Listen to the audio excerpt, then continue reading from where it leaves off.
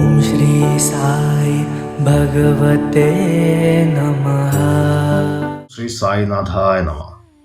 ഷിർദിയിലെത്തിയ ഒന്നാമത്തെ ദിവസം ഞാനും ബാലാ സാഹബ് ബൂട്ടയുമായി ജീവിതത്തിൽ ഗുരു ആവശ്യമാണോ എന്നത് സംബന്ധിച്ചൊരു ചർച്ച നടത്തി. നമ്മുടെ സ്വാതന്ത്ര്യം എന്തിനു വേണ്ടി മറ്റൊരാൾക്ക് പണയം വെക്കണം? ഞാൻ ചോദിച്ചു. നമ്മൾ നമ്മുടെ കടമകൾ നിവർത്തിക്കുമ്പോൾ എന്തിനാണൊരു ഗുരു? ഒരുവൻ അത്യന്തം ശ്രമിച്ച് തന്നെത്താൻ സ്വതന്ത്രനായിരിക്കാൻ ശ്രമിക്കണം. അധിക സമയം ഉറങ്ങിക്കഴിയുന്ന ഒരു മടിയന് വേണ്ടി ഗുരുവിന് എന്ത് ചെയ്യുവാൻ സാധിക്കും? ഇങ്ങനെ സ്വാതന്ത്ര്യത്തോടു കൂടി ശ്രീ ബൂട്ടയോട് ഞാൻ തർക്കിച്ചു. എന്തു തന്നെ സംഭവിക്കണമോ അത് സംഭവിക്കും.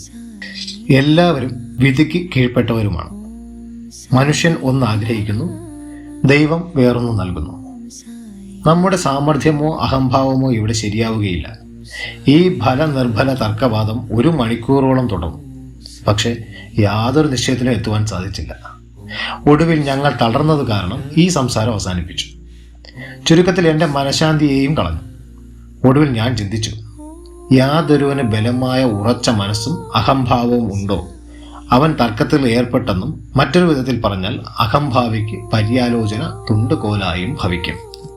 പിന്നെ ഞങ്ങൾ മസ്ജിദിലേക്ക് മറ്റുള്ളവരുടെ കൂടെ ചെന്നപ്പോൾ ശ്രീ കാക്കാ സാഹബ് ഡിക്സിറ്റിനോട് ബാബ ഇപ്രകാരം ചോദിച്ചു: സായി വാടയിൽ എന്താണ് സംഭവിക്കുന്നത്? എന്നെ ലക്ഷ്യമാക്കിക്കൊണ്ട് എന്താണ് തർക്ക വിഷയം? എന്നിട്ട് എന്താണ് ഈ ഹേമാത് പന്ത് പറഞ്ഞത്? ഇതെനിക്ക് വലിയൊരു അത്ഭുതം പോലെ തോന്നി. മസ്ജിദ് സത്തേവാടയിൽ നിന്ന് വളരെ അകലെ സ്ഥിതി ചെയ്യുന്നു. അവിടെ ഞാൻ നടത്തിയ സംഭാഷണം ബാബ എങ്ങനെ അറിഞ്ഞു? സായി സർവജ്ഞാനിയും അന്തരാമിയുമാണ്, സംശയമില്ല. ഞാൻ ആലോചനയിൽ മുഴുകി. എന്തുകൊണ്ടാണ് ബാബ എന്നെ ഹേമാത് പന്ത് എന്ന പേര് പറഞ്ഞു വിളിച്ചത്? ഈ വാക്ക് ഹേമാദ്രി പന്ത് എന്ന വാക്കിൽ നിന്നുണ്ടായതാണോ? ഈ ഹേമാദ്രി പന്ത് ഒരു പരമ കീർത്തിമാനും മഹാദേവ്, രാംദേവ് മുതലായ ദേവഗിരി വാസികളെ പോലെ യാദവ വംശത്തിൽപ്പെട്ടവനുമായിരുന്നു. അദ്ദേഹം ജ്ഞാനിയും സൽസ്വഭാവിയും പല ആധ്യാത്മിക ഗ്രന്ഥങ്ങളുടെ കർത്താവുമായിരുന്നു. ചാതുർവർഗ ചിന്താമണി, രാജപ്രശസ്തി എന്നീ ധാർമ്മിക ഗ്രന്ഥങ്ങൾ രചിച്ചതും ഹേമാദ്രി പന്താണ്. അദ്ദേഹം പുതിയ തരം ഗണിതങ്ങളും മോഡി എന്ന മറാഠി ചുരുക്കെഴുത്തും കണ്ടുപിടിച്ചു. ഞാനാകട്ടെ നേരെ വിപരീത ദിശയിലുള്ളവനും, മൂഢൻ, ഇടത്തരക്കാരൻ. ഇങ്ങനെയുള്ള എനിക്കെന്തിനാണ് ഈ പേര് തന്നതെന്നും ദീർഘമായി ചിന്തിച്ചു. എൻ്റെ അഹംഭാവത്തെ അടക്കുവാൻ ബാബ ഒരു അമ്പ് തരസാണെന്ന് തോന്നി. ഞാൻ അടക്കമുള്ള വിനയശാലിയാകണമെന്ന് ബാബ ഉദ്ദേശിച്ചിരിക്കണം.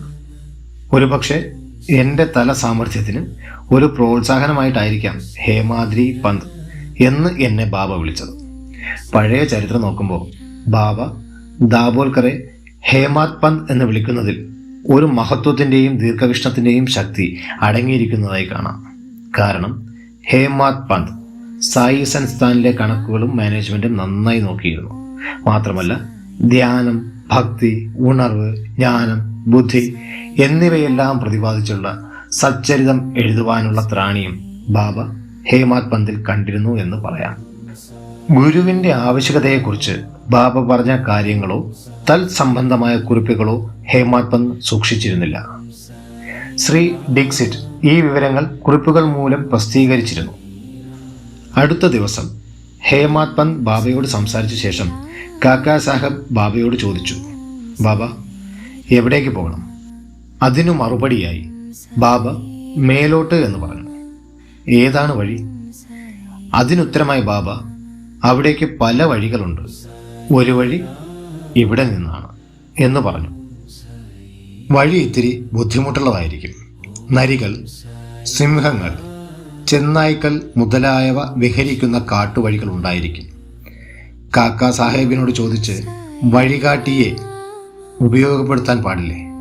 ബാബ പറഞ്ഞു, അങ്ങനെയാണെങ്കിൽ ഉപദ്രവമില്ല. വഴികാട്ടി നിങ്ങൾക്ക് പോകേണ്ട വഴിയിൽ നേരിടേണ്ടി വരാവുന്ന നരികൾ, ചെന്നായ്ക്കൾ തുടങ്ങിയ ജന്തുക്കളെയും കുഴികൾ മുതലായവയെയും ഒഴിവാക്കി എത്തേണ്ട സ്ഥലത്തേക്ക് എത്തുവാൻ സഹായിക്കും. ഈ സത്കാര്യങ്ങൾ വിവരിക്കുന്ന സമയത്ത് ശ്രീ ദാബോൽക്കറും അവിടെ എത്തിയിരുന്നു. ഗുരുവിൻ്റെ ആവശ്യകത ബോധ്യപ്പെടുത്താൻ ബാബ നൽകിയ ദൃഷ്ടാന്തമാണിതെന്ന് അദ്ദേഹം വിചാരിച്ചു. ഇതിൽ നിന്നുള്ള സൂചന കൊണ്ട് മനുഷ്യൻ ബന്ധിതനോ സ്വതന്ത്രനോ എന്ന വാഗ്വാദത്തിന്റെ നിരർത്ഥക കഥ വ്യക്തമായി. ഗുരുവിന്റെ ഉപദേശം കൊണ്ട് മാത്രമാണ് പരമാർത്ഥത അറിയുവാൻ സാധിക്കുന്നത്. ഇത് ഈ പുസ്തകത്തിന്റെ മൂലഗ്രന്ഥത്തിൽ വിവരിച്ചിട്ടുമുണ്ട്. ഉദാഹരണമായി, ആത്മബോധം ലഭിക്കാനായി വലിയ അവതാരങ്ങളെടുത്ത രാമനും കൃഷ്ണനും കൂടി അവരവരുടെ ഗുരുക്കളായ വസിഷ്ഠ, സന്ദീപനി മഹർഷിമാർക്ക് കീഴടങ്ങി അവരുടെ ഉപദേശങ്ങൾ അനുസരിക്കണമായിരുന്നു. ഈ തരത്തിലുള്ള പുണ്യങ്ങൾ ലഭിക്കുവാൻ വിശ്വാസവും ക്ഷമയും അത്യാവശ്യമാണ്. ശ്രീ സായിനാഥൻ നമസ്കാരം. എല്ലാവർക്കും നിർവൃതി ലഭിക്കട്ടെ.